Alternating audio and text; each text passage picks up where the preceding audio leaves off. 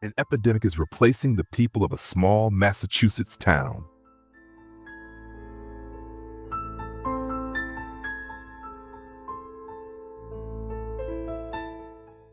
In a small Massachusetts town just 9 miles from downtown Boston, beyond a tangle of thinning trees and seldom traveled roads, an epidemic has claimed half its residents. And yet, the population hasn't changed. I'm a freelance reporter. You've never read my work. I only recently graduated from a small local university with a degree in journalism. It cost me my dignity and every cent I had. I'm always on the hunt for a story, especially investigative ones. To stay sharp, I keep up with both local and national news. Despite being broke, I make it a point to pay for monthly subscriptions to a lineup of newspapers: the New York Times, the Boston Globe, the Washington Post, and several smaller papers from around Greater Boston. In that way, November 2nd started out like any other. I got up, pulled on some pants, struggled to carry the pile of newspapers by my front door, scrubbed the ink off my hands, and settled down with a cup of coffee to read. I didn't notice the story right away. It wasn't until I was flipping through the Metro section of the Boston Globe that I stumbled across the article. A story which, for reasons that aren't entirely mysterious, has since vanished from the Globe's website. Mother alleges child abuse in Worcham daycare. Just below the headline, and just above the rigid structure of black and white print, was a photo of a woman in her early to mid-30s. Her face wore the vacant, stunned look of someone blindsided by grief, the kind of sadness that seems to hit all at once, without warning. Her arms, thin and adorned with inexpensive bracelets, wrapped protectively around her daughter. I only paused briefly to consider the woman before my eyes locked on the girl she held. The girl, too old to be a toddler, too young to be independent, had long, frizzy blonde hair that fell across her mother's arm like broom bristles pressed against a hardwood floor. Her eyes met the camera with a piercing light blue glare, a stare so unnervingly sharp it sent a chill through me and triggered a sudden, inexplicable wave of dizziness. I waited for it to pass, then turned my attention to the article. Only in hindsight do I understand what that dizziness truly was: a warning. My body was trying to alert me. Something was wrong. Deeply, terribly wrong. It was a jolt from the oldest part of my brain, the ancient, unconscious place where instinct resides. The same place that once told our ancestors when to run, when to fight, when survival was all that mattered. On some level, I must have known. So why did I keep staring? The same reason drivers slow down to gawk at a mangled wreck on the highway, even when they know the outcome is grim. It's a passing, controlled encounter with death, an irresistible flirtation with the unknown. There's a strange allure in drawing close to something we don't, and maybe can't, understand, to dip a toe into the void. What was that quote my philosophy major, self-important college roommate used to scribble on our dorm whiteboard? Something from Nietzsche. If you gaze long into the abyss gazes also into you. In the little girl's eyes, I saw an abyss, and my own eyes were locked in, unblinking, held by a focus I'd never experienced before. But Nietzsche was wrong. The abyss didn't gaze into me. It looked straight through me, and that was infinitely worse. Still, I moved on to the article. My stomach had hardened into a dense, painful knot. My throat burned with rising acid. My heart pounded wildly as though begging me to stop. But I ignored it and kept reading. Brenda McCarthy, a 32-year-old resident of Worcham and mother of one, had dropped her 5-year-old daughter off at the same daycare last week, just as she'd done every weekday for the past 3 years. But when she picked Elle up that afternoon, something felt profoundly wrong. It wasn't her, Brenda told me, sitting in her living room, trying to hold back tears. My baby girl looked so confused, so far away, and she just didn't seem like herself. When I asked what exactly she meant, Brenda went quiet. A pause hung between us, uncertainty, fear, before she gently called her daughter over. Elle McCarthy approached us silently, without the liveliness or bounce you'd expect from a child her age. She tilted her head up to look at me, her face unreadable, utterly blank. Her mother broke down. After a few moments, Brenda composed herself enough to continue. She said Elle had been acting strangely ever since that car ride home from daycare. At first, she explained, I figured she was just tired, worn out from a busy day of playing. She's always been such a sweet, outgoing girl, but this was different. She didn't even sleep, just stared ahead with her eyes wide open, like she was frozen, like something had frightened her badly, like she'd seen a ghost.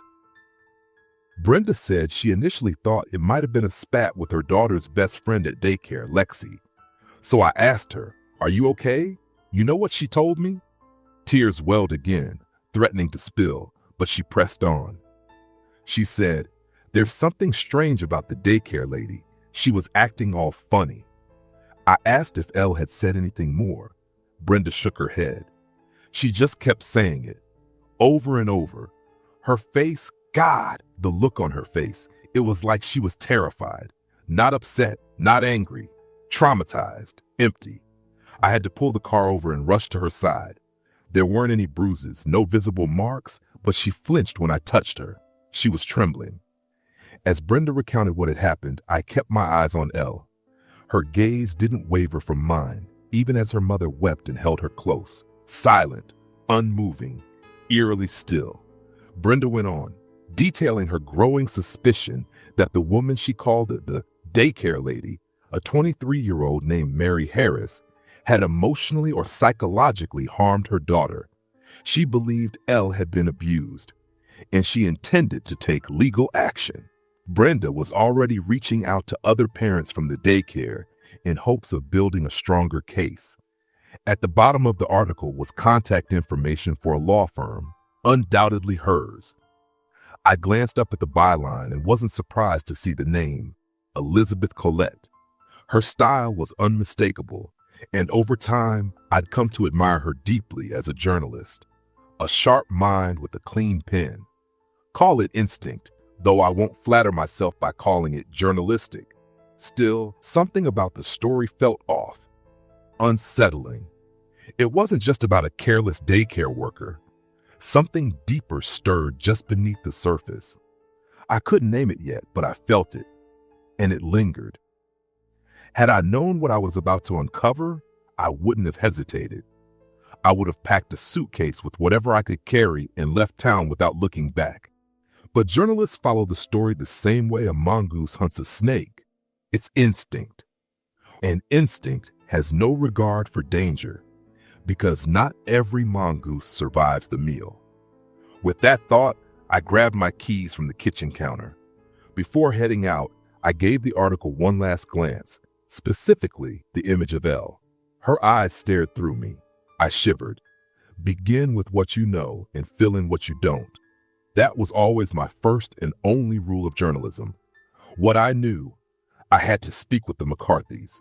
Finding their address wasn't difficult. On my way to the car, I opened the county appraisal website and searched Brenda McCarthy under the property search tab. Got a hit almost immediately. They lived just 5 minutes away. I made it in 3. I parked on the street, locked my car, and approached what could have easily graced the cover of middle-class Suburbia Monthly's fall edition. Wilting, brown-tinged roses framed the walkway, and a weathered doormat read, "Bless this mess," a detail I mentally filed away. Good journalists are always observing. Just as I raised my hand to knock, the door swung open. That didn't surprise me nearly as much as Brenda's appearance did. Since our interview, Brenda McCarthy looked as though she had aged 3 decades in a single day. Deep, dark bags hung beneath her eyes, the veins around them forming a jagged map across swollen skin. Her eyes bulged slightly, glazed over, vacant marbles that didn't seem to register. I was standing there. Her facial skin clung tightly to the bones beneath, stretched taut as canvas over a frame. If I'd brought along a first-year anatomy student, I'm certain they could have named every bone in her face without hesitation.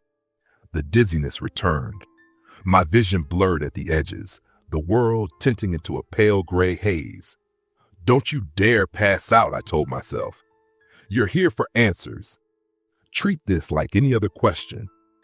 I did my best to steady myself before speaking. Hi, Mrs. McCarthy. My name's Eli. I'm a reporter.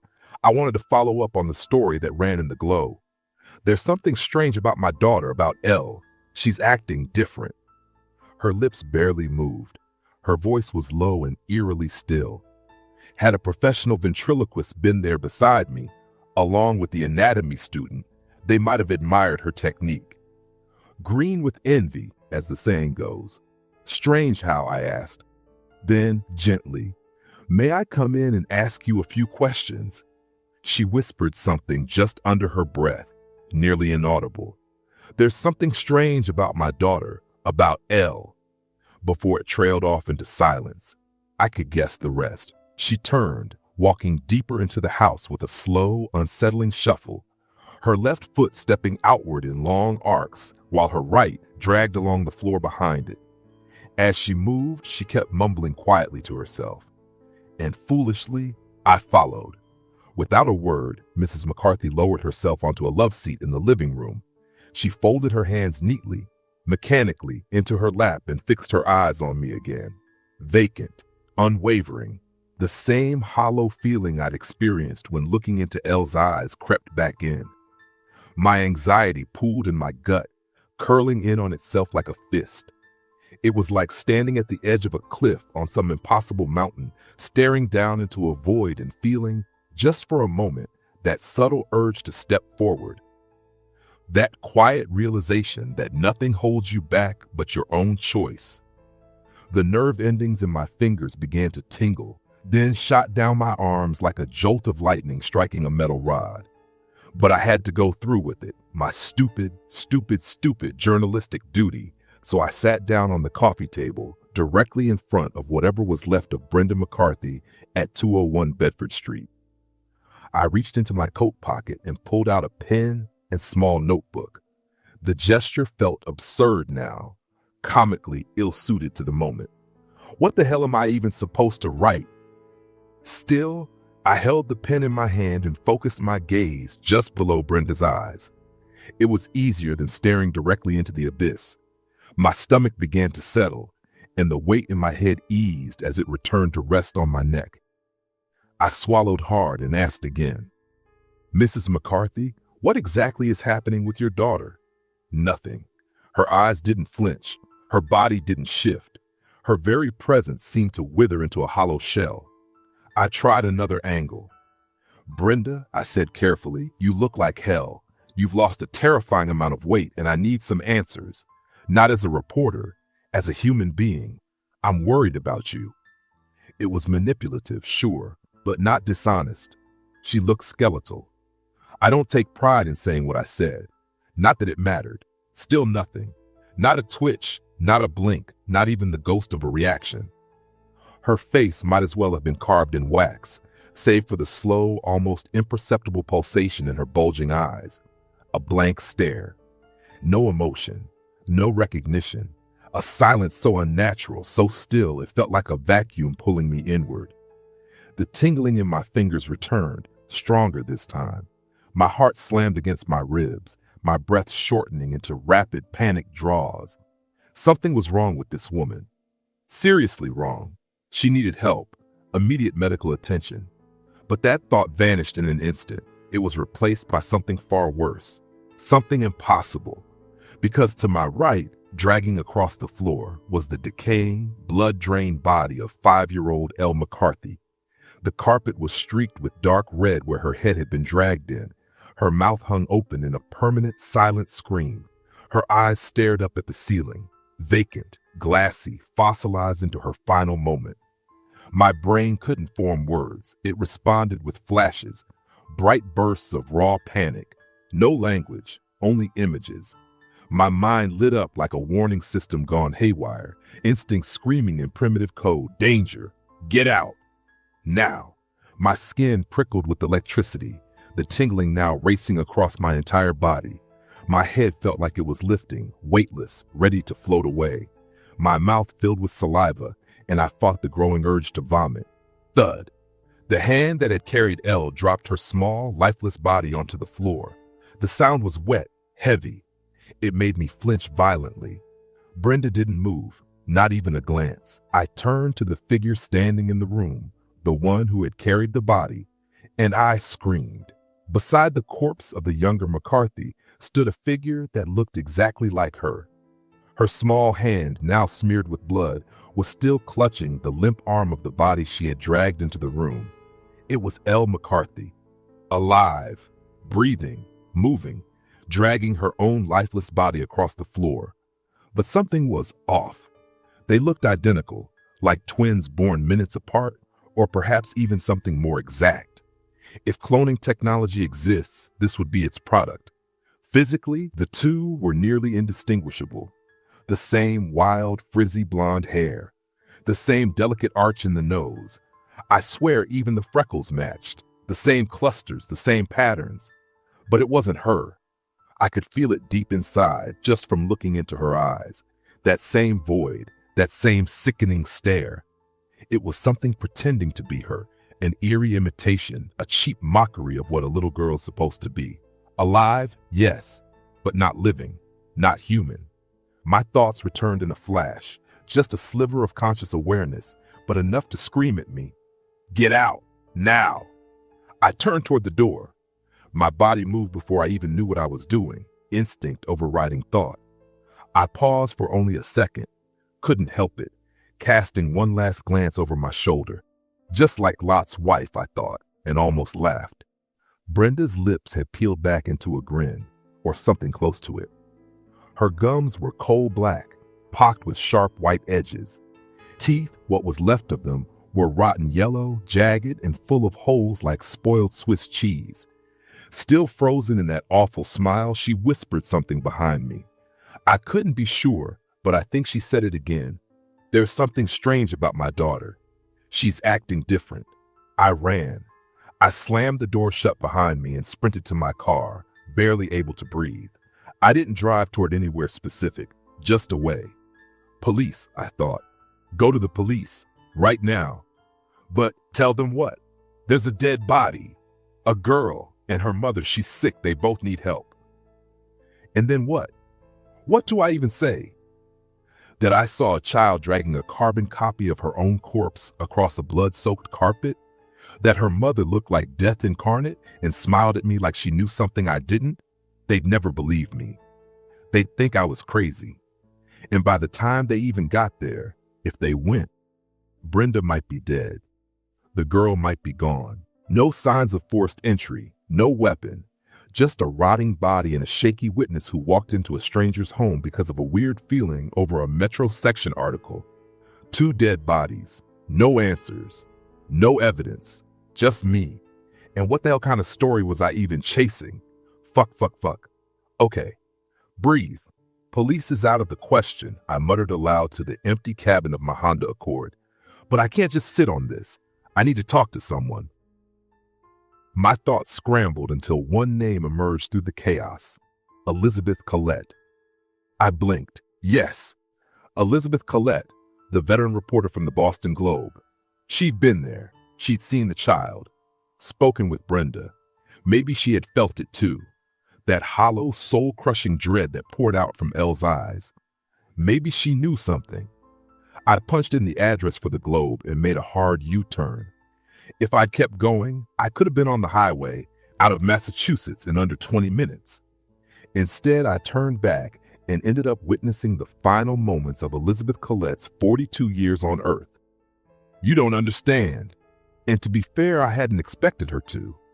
But I had to speak to Elizabeth Collette. There was no time to waste. Unfortunately, the front desk receptionist had other ideas. Sir, I'm sorry. Without an appointment, I can't let you in, she said with the practiced finality of someone used to turning people away. Her nose wrinkled slightly as she motioned to the door behind me. I clenched my jaw. I was getting nowhere fast. Meanwhile, the body of a little girl was growing colder by the minute, barely 10 miles from where I stood.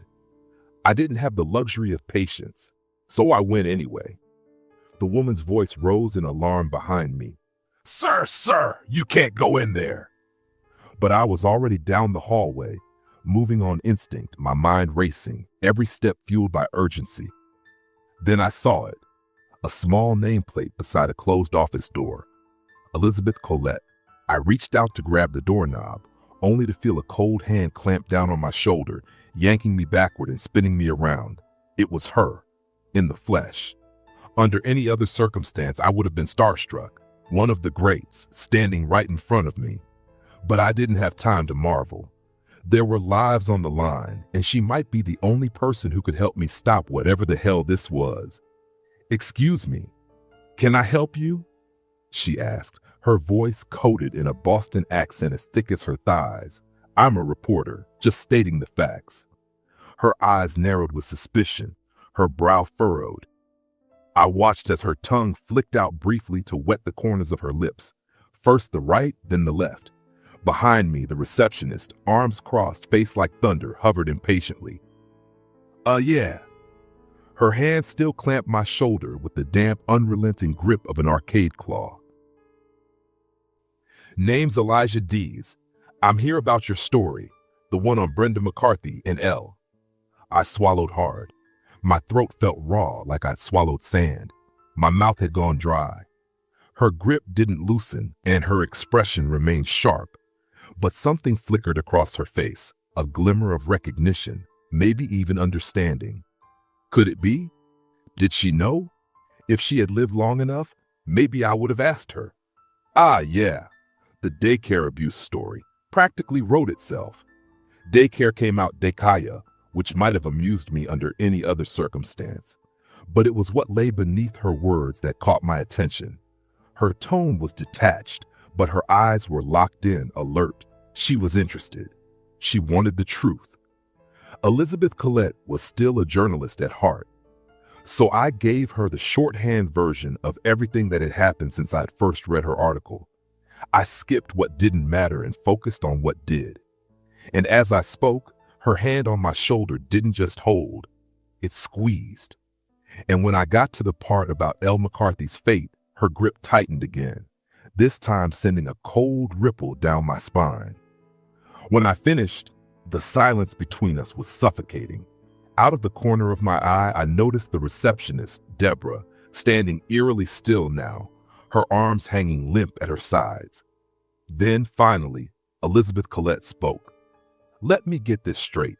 You want me to believe that some half-baked college grad playing reporter tracked down a grieving mother and her abused kid because of a hunch? Over some article he read?" Her grip loosened slightly. "And when he gets there, this is rich. He finds the daughter dead, the mother looking like she crawled out of a damn grave."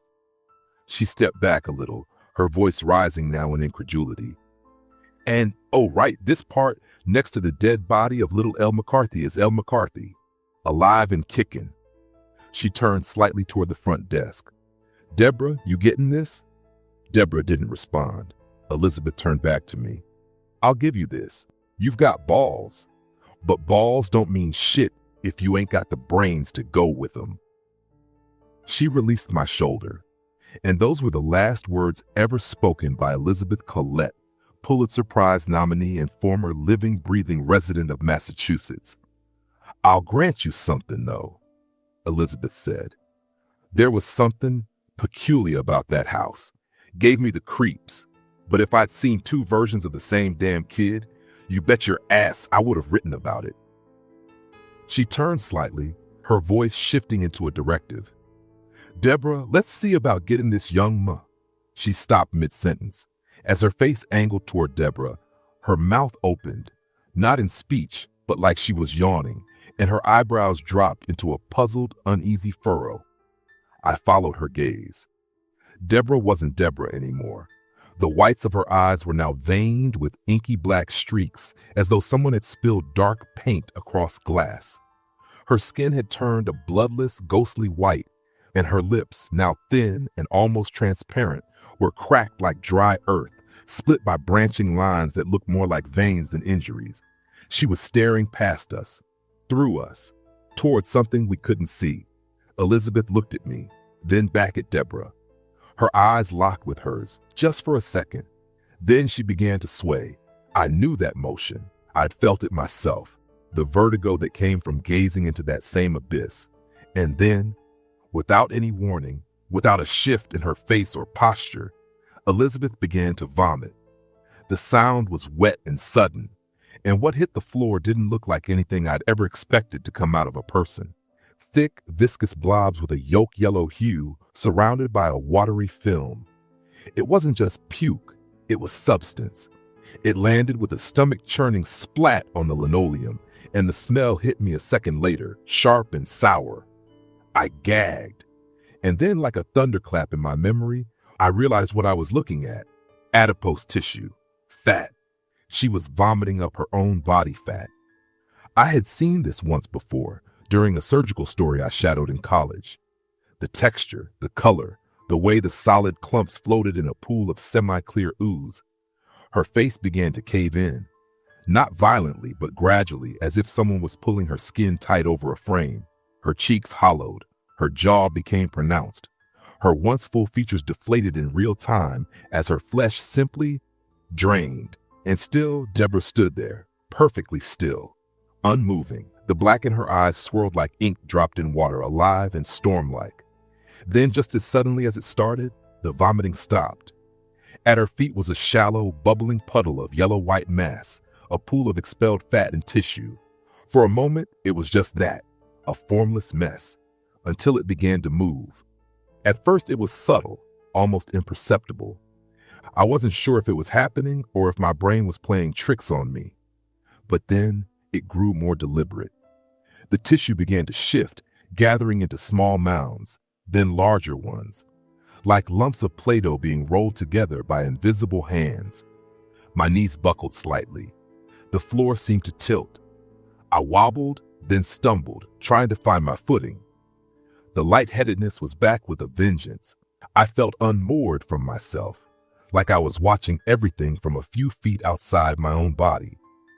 My heart thundered in my chest. My breathing came in short, rapid bursts. A rush of adrenaline surged through me, and one single, clear thought broke through the chaos. I have to get the fuck out of here. I screamed, an involuntary guttural sound, and turned toward Elizabeth, intending to grab her and make a break for the car together. She didn't move. She was frozen, eyes locked on the slowly forming mass of yellowish tissue at her feet, organic sludge that was beginning to mold itself into something faintly, horrifyingly familiar. It was starting to resemble Deborah. Oh shit. I tried to speak, but my voice came out hoarse, barely more than a whisper. Elizabeth? There's something strange about my employee, she said flatly. About Deborah. She's acting strange. The Boston accent was gone, completely gone. Her voice was monotone now, robotic, like a high school student poorly delivering a line in a school play. No emotion, no humanity. Oh shit, oh shit. I met her eyes and instantly regretted it. I was falling into that same empty blackness I had glimpsed in the McCarthy home. But it was worse this time. The edges of her irises were swirling, inky tendrils coiling like a whirlpool, spiraling toward her pupils, closing in. There's something strange about Deborah, she repeated, her voice stuck on a loop. She's acting all strange. I knew then that Elizabeth was gone. Whatever part of her had made her had already left the building. But still, I hesitated. She looked the same. For now, a perfect shell. But I couldn't stay. I turned and bolted, nearly retching as my foot landed in a pool of half-solidifying Deborah.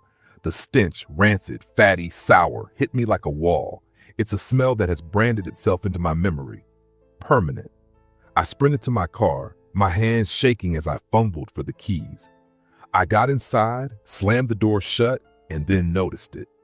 A chunk of Deborah's congealed fat had stuck to the bottom of my shoe. The stench came with it, clinging to the interior of the car like death itself. Without thinking, I yanked off the shoe, rolled down the window, and chucked it onto the pavement. It wouldn't have helped. That smell was eternal. I didn't waste another second. I slammed the gear into reverse, clipped a few parked cars in my blind panic, and didn't care. I just needed distance. miles of it. As I veered onto Needham Street, my eyes caught something in the rearview mirror, a sight that's been burned into my mind ever since. Globs of fatty tissue continued to twist and shift, shaping themselves into grotesque mockeries of humanity, figures in varying stages of development. Each one seemed to follow a pattern. Some were still embryonic, freshly expelled clumps of adipose beginning to pool and mold at the heel of a foot, the first anchor in forming a new body.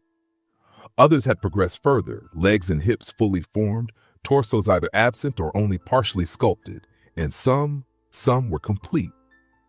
Fully formed figures stood upright beside the emaciated corpses of their originals, bodies discarded like husks. The final phase, it seemed, was skin. Until then, most of them retained the sickly yolk yellow coloring of raw fat, speckled with flecks of dried blood. The few who had begun to resemble their former selves were chilling in their accuracy, but something always betrayed them. A stiffness, a blankness, a wrongness in the air around them. Those who had fully taken form stood perfectly still, utterly motionless. Their human counterparts lay dead nearby, twisted and emptied on the pavement. Then came the voices, a fractured, eerie chorus that drifted through the streets like wind through broken glass. I heard names murmured in near unison, followed by soft repetitions.